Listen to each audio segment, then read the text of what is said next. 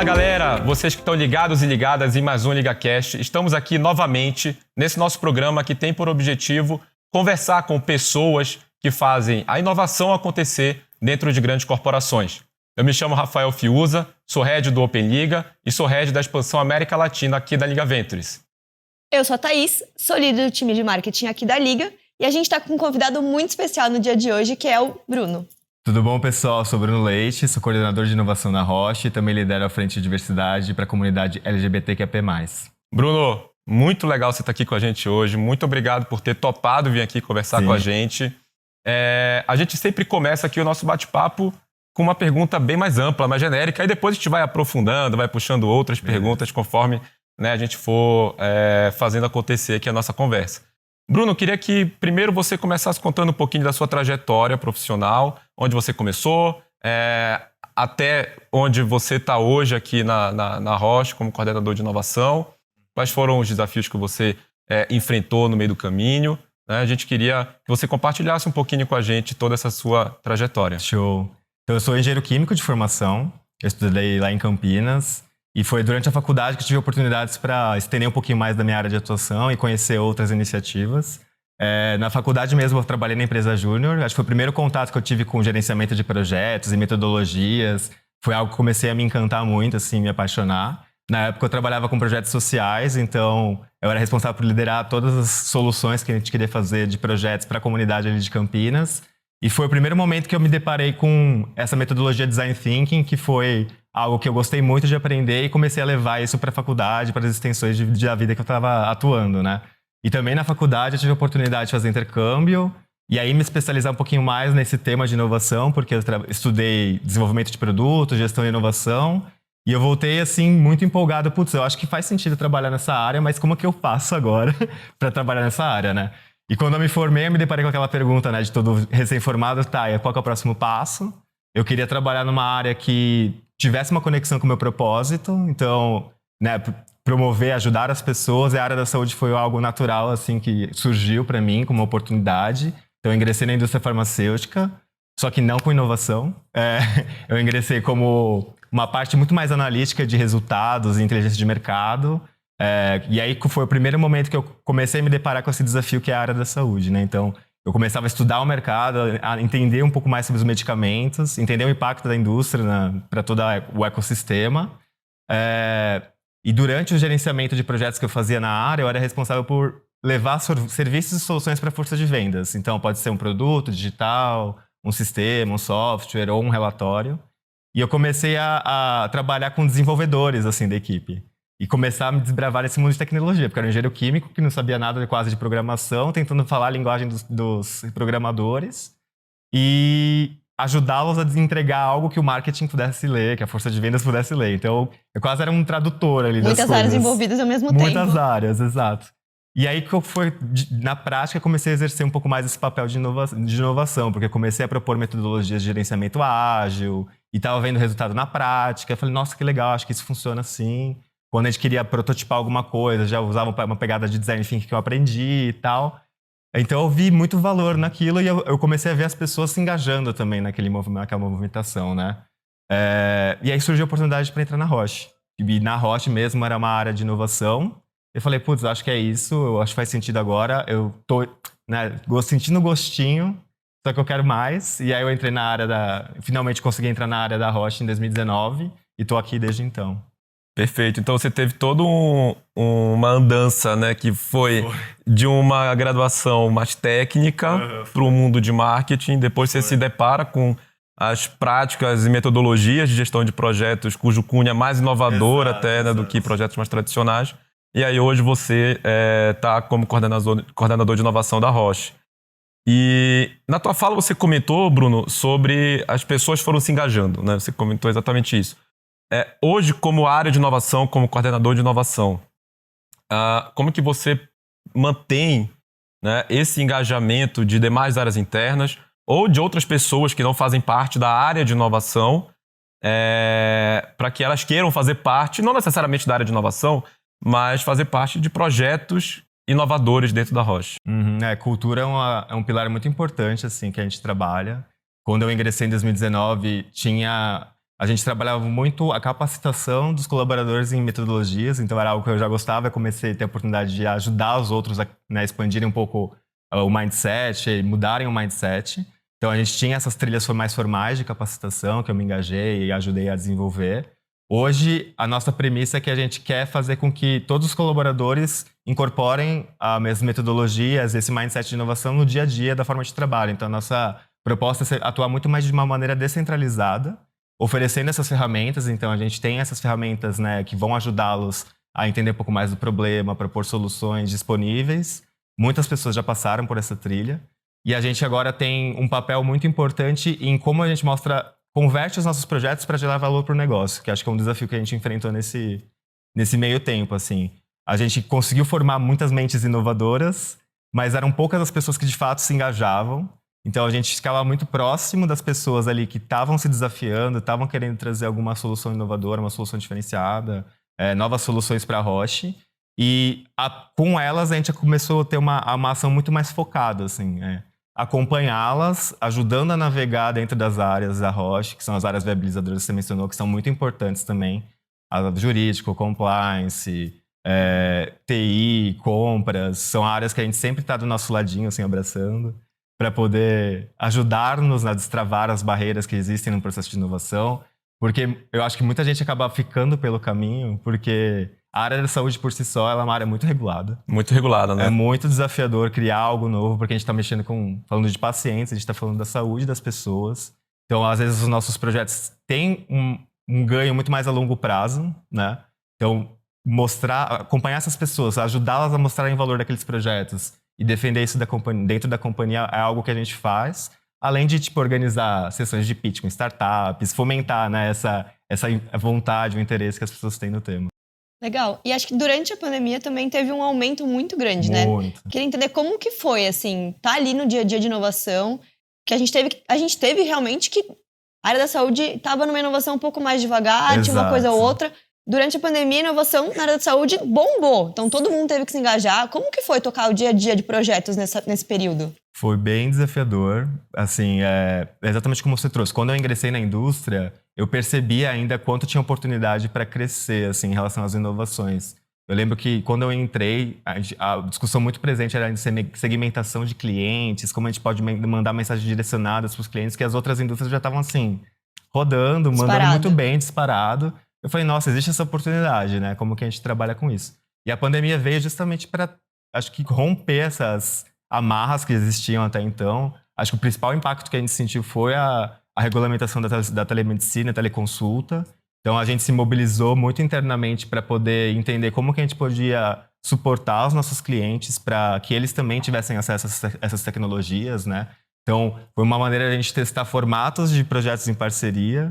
A gente teve um edital que a gente lançou para clientes submeterem projetos de teleconsulta e a Roche foi e apoiou esses clientes. Foi uma das maneiras como a gente navegou nesse universo. E a outra foi pensando muito mais em soluções digitais, né? Então, com a pandemia, uma coisa que aconteceu foi que as pessoas começaram a ficar com medo de sair de casa. Então, muito provavelmente, tinham pacientes ali que não sabiam que ainda eram pacientes, que deixaram de se consultar, deixaram de ir num especialista, fazer check-up. E a gente estava tendo que trabalhar com esse contexto todo, né, de diagnóstico, desafio de diagnóstico, desafio da pandemia, pessoas em casa. Então foi uma época muito interessante para a gente entender e se aproximar do universo de ecossistema de startups mesmo, que acho que a barreira que a gente precisava também destravar para a gente navegar e aproveitar mais o ecossistema. Acho que foi o momento que a gente começou a entender mais o nosso papel ali. Muito legal que você comentou. Hoje, né, vocês são assinantes da Startup Scanner, que é a nossa ferramenta de monitoramento de startups aqui da Liga Ventures. Inclusive, recentemente, a gente lançou um relatório de startups, da evolução das startups do ano passado até esse ano, de health. Inclusive, vocês são parceiros desse anuário.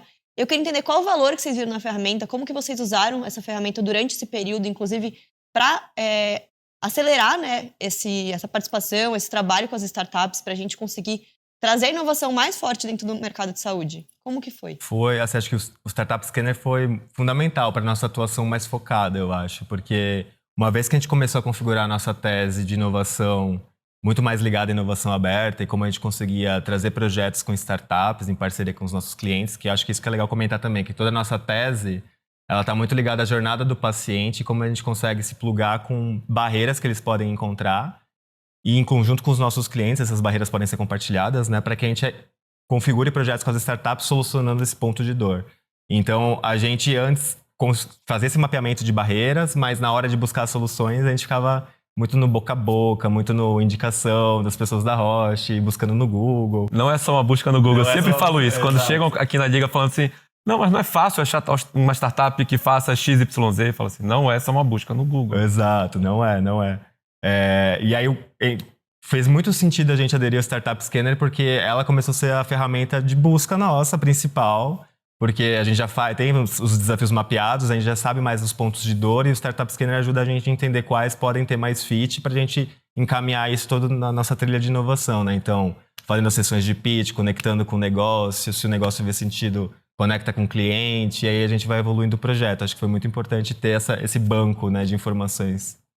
Muito bom. Bruno, eu vou dar uma pausa em pergunta e vou só fazer um recap aqui para quem está nos assistindo, porque eu acho que você trouxe vários insights interessantes e que eu acho que vale a pena eles serem frisados aqui, né? Então, o Bruno já comentou sobre o grande primeiro passo, que é formar cultura, e ele mostrou até como ele faz isso, que é por meio de trilhas de conhecimento e inovação, onde as pessoas de outras áreas vão sendo capacitadas dentro de uma trilha já previamente planejada, né, com esse passo a passo. O Bruno usou um termo que eu nunca tinha ouvido, na verdade, que são as áreas viabilizadoras. Sim, áreas viabilizadoras. As áreas que viabilizam a inovação, e é verdade, né? E é importante ver assim, como áreas que viabilizam, não são áreas que são contra a inovação, não é isso. Mas são áreas que viabilizam, que são as áreas de TI, compras, compliance, né? Bem interessante. O Bruno também comentou sobre a importância de você vislumbrar resultados que vêm de projetos de inovação e que eles podem acontecer no longo prazo também, justamente porque a indústria farmacêutica é uma indústria totalmente regulada, então realmente os resultados não vão ser rápidos e talvez nem tenham que ser mesmo, já que mexe com vidas. Exato. Né? O Bruno também trouxe a importância de estar próximo das dores dos clientes. Exato. E também dos clientes, né? Que são os pacientes, a jornada do paciente. Sim. Então, Bruno, achei bem bacana, você trouxe uma visão bem ampla, né, desse conjunto do que a área de inovação faz. Ela pode ser tanto um propulsor desse treinamento, dessa capacitação, até mesmo ajudar a enxergar como são esses resultados que podem vir a longo prazo. E aí eu vou pegar exatamente só esse gancho do resultado a longo prazo, que muitas das vezes, principalmente aqui no Brasil, empresas tradicionais, e é natural que isso aconteça, esperam que projetos que são altamente inovadores tenham resultados a curto prazo. Vamos ter, sim, projetos a curto prazo trazendo resultado, mas não necessariamente só isso que importa, né? E eu queria entender com você hoje como que vocês monitoram ou como vocês avaliam, né, que um projeto inovador ou um projeto com startups vem dando certo, né, cujo resultado chegará no longo prazo. Né? Quais são as métricas ou como é que vocês se comportam dentro de casa diante disso, sem ter essa necessidade de ter um resultado altamente tempestivo, muito rápido ali? Sim, é uma ótima pergunta. Acho que primeiro de tudo a gente tem métricas mais processuais, então a gente tem o nosso funil de inovação com algumas etapas que vão levar às outras. E é legal que no momento que a gente está hoje, a gente está monitorando 100% das iniciativas que a gente está envolvido com inovação e tentando entender aonde que tem mais barreiras dentro desse funil, né? E avaliando essas barreiras, mobilizando as áreas viabilizadoras para ajudar a gente a destravar essas barreiras. Então, a gente tem essas métricas que a gente acompanha de processo mesmo. E métricas de resultado são mais desafiadoras ainda, assim, porque quando a gente fala de jornada do paciente, existem várias barreiras que a gente pode encontrar. E pela Roche estar atuando no mercado de oncologia e doenças raras, um dos principais desafios que a gente tem é o diagnóstico dessas pessoas, o diagnóstico desses pacientes. Então, uma das métricas que a gente pode pensar é o tempo que esse paciente leva para o diagnóstico. Se a gente diminuir esse tempo, a gente está fazendo o nosso trabalho certo, né? Então, é uma das métricas que a gente tem testado, experimentar. A outra é o tempo que leva ao tratamento também. Então, se esse tempo é encurtado, a gente com certeza vai garantir maior sobrevida daquele paciente, maior qualidade de vida daquele paciente.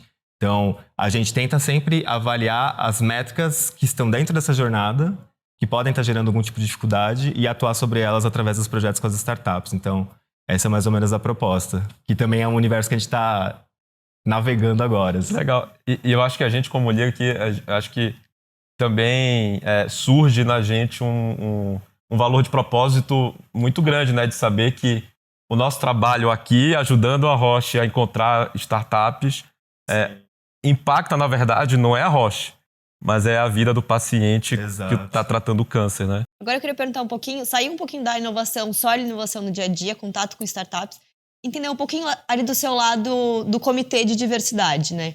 Como é no dia a dia trabalhar na área de inovação e também fazer parte desse comitê? Qual relação que você vê de importância até da gente ter uma área que olha para a diversidade e inclusão com inovação? Super. Eu acho que as duas áreas, elas andam muito em conjunto, assim.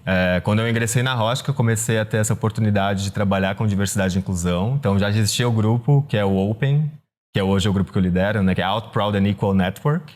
Então, todos somos orgulhosos de estarmos abertos ali no ambiente de trabalho. E eu me conectei muito com esse propósito também, porque, como eu disse, no mercado da área da saúde, mercado farmacêutico, ele é ainda muito conservador.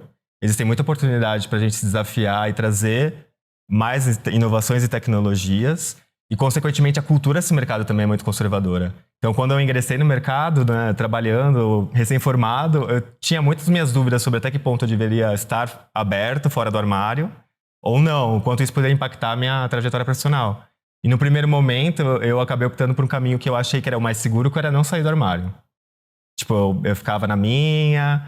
E aquilo começou a trazer muitas provocações internas para mim, que eu não via muito sentido em ser uma pessoa no trabalho, ser uma pessoa na vida pessoal. E começou a me incomodar muito. Então, achar o Open através da Roche foi ótimo para eu destravar essa barreira que eu tinha criado, né? Então, o Bruno é uma única pessoa dentro e fora do ambiente de trabalho. E tá mais próximo de algo que eu acredito que é trazer a minha história, trazer a minha vivência, porque existe muito espaço ainda para incluir outras pessoas. A gente fala de diversidade e inclusão, e principalmente da comunidade LGBTQ+, a gente tem que falar sobre mulheres trans, a gente tem que falar sobre todos os outros aspectos do espectro da comunidade, que hoje o mercado da saúde tem muita oportunidade para se desenvolver nesse sentido, né? E aí como as coisas se conectam, acho que eu tenho um ótimo exemplo também.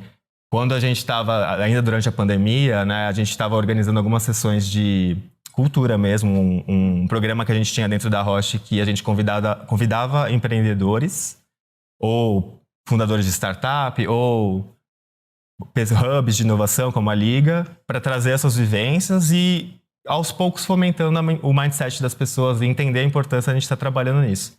E aí teve o movimento do Black Lives Matter, nos Estados Unidos, que começou a, né, pipocar ao redor do mundo. E a gente, enquanto time de inovação, a gente refletiu, será que a gente consegue fazer alguma coisa em relação a isso? Como a gente tinha esse programa, né, estabelecido na rotina da Roche, a gente falou, acho que é a oportunidade agora para a gente trazer empreendedores negros ou, né, pessoas que estão liderando inovações que sejam negras para trazer suas vivências aqui. A gente está fomentando a inovação e a diversidade também. E aí foi, acho que o primeiro insight que eu tive, assim, uma vez que a gente fez isso, eu comecei a entender muito mais sobre a perspectiva desses grupos dentro do mercado da saúde. Então, hoje mais de 56% da população se autodeclara enquanto negra. E das pessoas negras, 80% deles usam todos os tratamentos e consultam muito médicos através do SUS. Então, se a gente tem uma noção da representatividade que isso representa, trazer essas vozes para liderar as iniciativas de inovação, com certeza a gente está beneficiando todos esses pacientes que estão navegando pelo SUS, que a gente sabe que é super desafiador também, né? Então, foi a primeira insight que eu tive, tipo, putz, as coisas super conversam entre si. A gente teve próximo de startups muito legais da área da saúde. A Afro Saúde é uma delas, eles criaram uma plataforma para profissionais da saúde negros se inscreverem em pacientes negros, procurarem esses profissionais. E foi o momento que eu percebi, putz, as duas coisas conversam. Acho que é meu papel aqui também trazer um pouco desse lado para a comunidade LGBTIA+. Como que eu faço para que a gente tenha uma maior visão da saúde desses pacientes dessa comunidade? Como é que a gente faz para criar uma rede de profissionais dessa comunidade? Quando que a gente vai ter, como eu disse, né, profissionais trans trabalhando na área da saúde?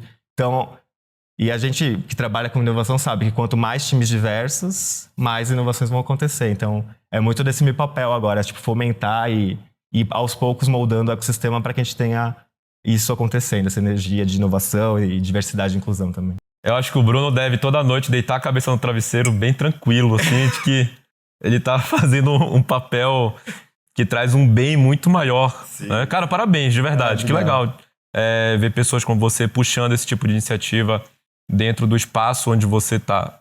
Eu acho que isso cria não só oportunidades dentro da Roche, mas quando a gente explana que isso está acontecendo e que isso, na verdade, deve acontecer, né? A gente também pode, quem sabe, estar inspirando outras pessoas que vão nos assistir, que talvez tenham vivido o mesmo dilema que você viveu no passado e que não precisam viver esse dilema, na verdade. Eu sou muito disso, assim. Acho que quanto mais eu compartilhar a minha história, quem sabe alguém que está ouvindo também se sinta inspirado e compartilha essas histórias. E amanhã a gente vai ter outras pessoas trabalhando com inovação muito mais diversas e inclusas. Então. E eu ia até comentar, a sua última frase era um ponto que eu estava aqui na cabeça para eu comentar quando você terminasse de falar, você acabou falando. Mas como estava na minha cabeça, eu vou falar também para reforçar, enfim. Existem diferentes estudos científicos na academia demonstrando que ambientes diversos, né, sejam de pessoas cuja orientação sexual são diferentes, cuja raça é diferente, ou local de nascimento geográfico é fora do mainstream, né? Quando você consegue promover esses ambientes diversos, a inovação tende a fluir com muito mais naturalidade. Justamente porque são diferentes pontos de vista sobre o mesmo problema, digamos assim. Exato. Né? Muito legal. E, de novo, acho que aqui como Liga é muito bom assim, a gente ver que a gente também está indiretamente promovendo e ajudando a fazer com que esse espaço aconteça, né, Bruno? Com certeza. Muito bom. Thaís, tudo que é bom acaba, né? Infelizmente. Tudo que é bom está acabando. Eu queria só pedir, Brunão, para rapidinho aqui, a gente está terminando nosso papo, se você pudesse, acho que você já deu várias dicas, você já passou por vários assuntos que foram muito legais, mas só para finalizar, queria que você falasse com o pessoal que está nos assistindo, dá aquela última mensagem, uma mensagem de apoio, uma última dica, um último insight. Isso, se despede da galera aí. Boa. Bom, obrigado primeiramente pelo convite, acho que foi super legal esse bate-papo, essa troca. Acho que a dica que eu dou tá um pouco ligada a essa minha última fala, assim, do quanto é importante a gente trazer seu verdadeiro eu, a sua autenticidade para o ambiente de trabalho também. E como isso pode impactar a forma como você lida com projetos e a forma como as pessoas se sentem à vontade para trazer suas opiniões e trazer as suas vontades e desejos e construir projetos que realmente impactam a vida de pessoas. Então, acho que sinta-se convidado. A jornada de inovação acho que também é uma jornada de diversidade. Então, convido todos vocês a refletirem sobre os times que vocês estão, as empresas que vocês estão e como que vocês podem também serem esses aliados proativos e promotores de construirmos mais esse ambiente que a gente está falando aqui hoje. Acho que esse é meu recado. Obrigado.